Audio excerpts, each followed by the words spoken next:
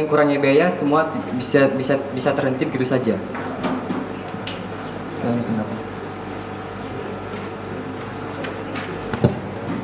Ya, apa ada tambahan? Berarti Anda setuju jika memang kenaikan SPP itu untuk kampus ini. Lalu bagaimana jika kenaikan SPP ini tidak menghasilkan sesuatu yang maksimal bagi Mas? Kita memiliki kekuatan, kita memiliki suara mahasiswa yang dimana di situ sangat-sangat berpengaruh terhadap keberlangsungan apapun yang ada di kampus. Jadi jika memang itu jelas-jelas terbukti itu untuk kepentingan pribadi, kepentingan atas, kita bisa mengajukan sebuah protes yang bisa dikatakan besar-besaran untuk hal seperti ini, karena ini sangat-sangat sensitif dalam hal uang gitu. Ya, cukup. Apa ada tambahan? Cukup. Ya, baik, terima kasih. Kemudian yang selanjutnya, untuk pertanyaan selanjutnya dipersilahkan kepada perwakilan dari MPA untuk memberikan pertanyaan kepada setiap kandidat.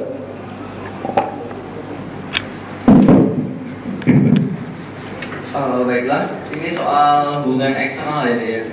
Kita sama-sama tahu bahwa organisasi eksternal tentang mahasiswa itu sangat banyak sekali. Setahu Anda, sebutkan ada berapa organisasi eksternal mahasiswa yang ada di FKUMS? Yang pertama. Lalu yang kedua, organisasi-organisasi itu menurut Anda harus digunakan? Itu aja. Terima kasih. Baik, untuk kali ini kesempatan pertama diberikan kepada kandidat nomor urut 1 untuk menjawab pertanyaannya terlebih dahulu. Kepada kandidat nomor 1, 2 menit dimulai dari sekarang. Yang saya tahu bahwa organisasi eksternal yang resmi itu hanya satu, yaitu IMM. Itu saja. Kalau untuk bagaimana koordinasi dan lain-lain, yaitu kita selalu berkoordinasi dengan mereka dalam hal, contohnya dalam hal penyambutan mahasiswa baru. Kita selalu berkoordinasi seperti apa waktu dan tanggal yang tepat untuk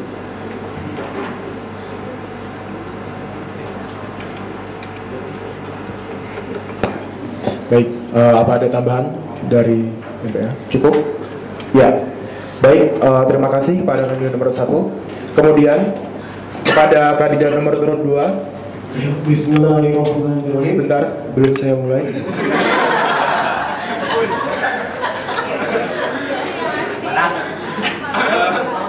Baik, untuk kandidat nomor 2, 2 menit saya mulai dari sekarang. Bismillahirrahmanirrahim. Di sini tidak bisa kita pungkiri bahwa keberadaan saudara dekat kita, seperti yang Mas Boy bilang, kita punya saudara dekat yang sifatnya masih eksternal. Ya, kita tahu semuanya. Mau kita apakan organisasi ini? Pertama, kita lihat regulasi yang ada di kampus terlebih dahulu.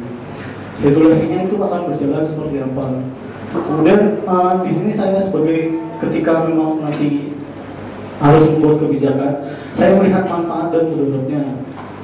Di sini saya melihat manfaat dan mudaratnya, apakah ini menjadi kekuatan bagi internal atau pelemahan bagi internal. Karena yang terpenting adalah bagi saya bagaimana KAMA, terutama internal mahasiswa FKUMS itu bisa menjadi mahasiswa-mahasiswa yang berkualitas. Inti sebuah kebijakan adalah ke situ.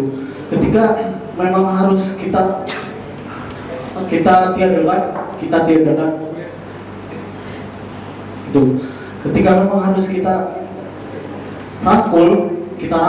Nah, sekarang PR-nya adalah kita lihat manfaat dan mudaratnya. Kita lihat hal yang terbaik itu seperti apa. Lihat regulasi. Pertama regulasi, kemudian kedua adalah kita lihat bahwa ini akan menjadi kekuatan atau kelemahan bagi kita. Kalau misalkan itu menjadi kekuatan, apakah kekuatan yang signifikan, menjadi kekuatan yang membuat kita benar-benar berkualitas? Apakah itu menjadi sebuah acuan gitu? Kalau memang itu tidak menjadi kekuatan, buat apa kita rangkul, lebih baik kita lepas sama sekali. Menurut saya seperti itu. Ya, masih ada waktu. Apa ada tambahan? Cukup? Cukup, baik. Terima kasih. Kemudian untuk pertanyaan. Baiklah, terima kasih atas waktunya benar. Kayaknya apa yang saya tanyakan itu terlalu mengerucut di antara kalian berdua ya. Yang satu bilangnya IMM, yang satu bilangnya Simsa. Akan tetapi sebenarnya organisasi eksternal itu banyak sekali yang saya maksud. Ada HMI, ada kami dan sebagainya, banyak sekali. Dan itu juga organisasi Keislaman sebenarnya mendukung gitu. Tapi kok kayaknya cuma ke situ, jadi sebenarnya kurang gitu aja. Dan sebenarnya di kayak UNS, UGM, UNDI kayak gitu organisasi eksternal itu banyak. Gitu aja. Ya, terima kasih. Cara lanjutnya. Terima kasih. Selanjutnya, ya beri tepuk tangan terlebih dahulu untuk para kandidat dan para panelis.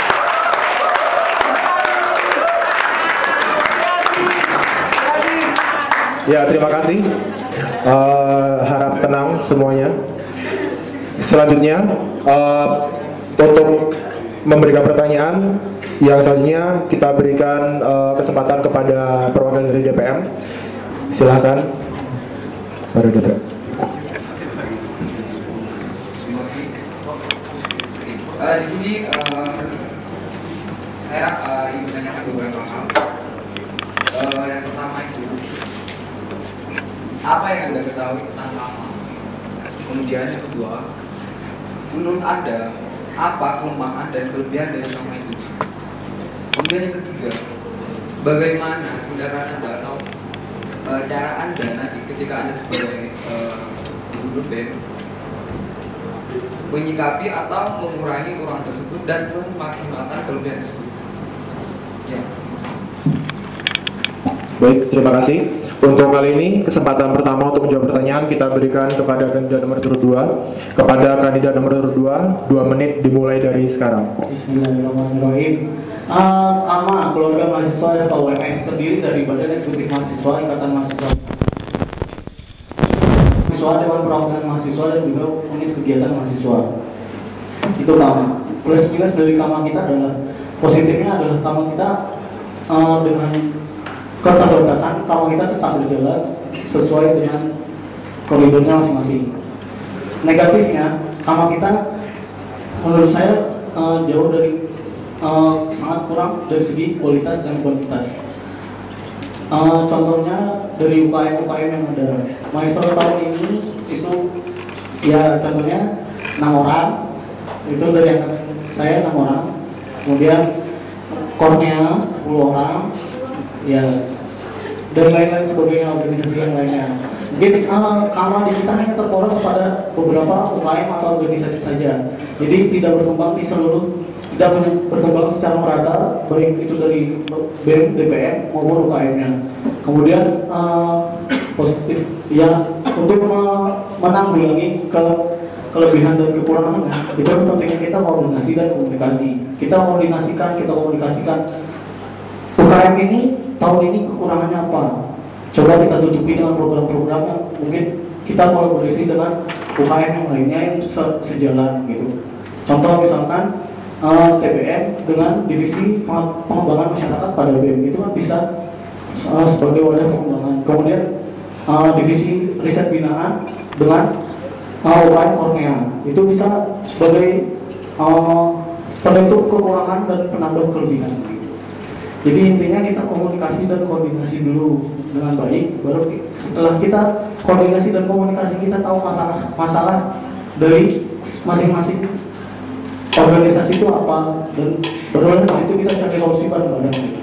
Terima kasih. Ya, silakan Bro. Baik, untuk selanjutnya diberikan kesempatan kepada kandidat nomor urut 1 untuk menjawab pertanyaannya. Kepada kandidat nomor 1, 2 menit dimulai dari sekarang. Ya, KAMA, Keluarga Mahasiswa, yang terdiri dari Badan Eksekutif Mahasiswa, dari Dewan Perwakilan Mahasiswa, DPM, dan UKM, unit kegiatan mahasiswa, yang terdiri dari 5 UKM. Situ semuanya tergabung menjadi KAMA, yang dimana yang secara resmi, secara legal diakui oleh kampus. Seperti yang saya tahu tentang KAMA. Kalau untuk kelebihan sendiri, itu bisa membuat mahasiswa menjadi aktif dalam organisasi maupun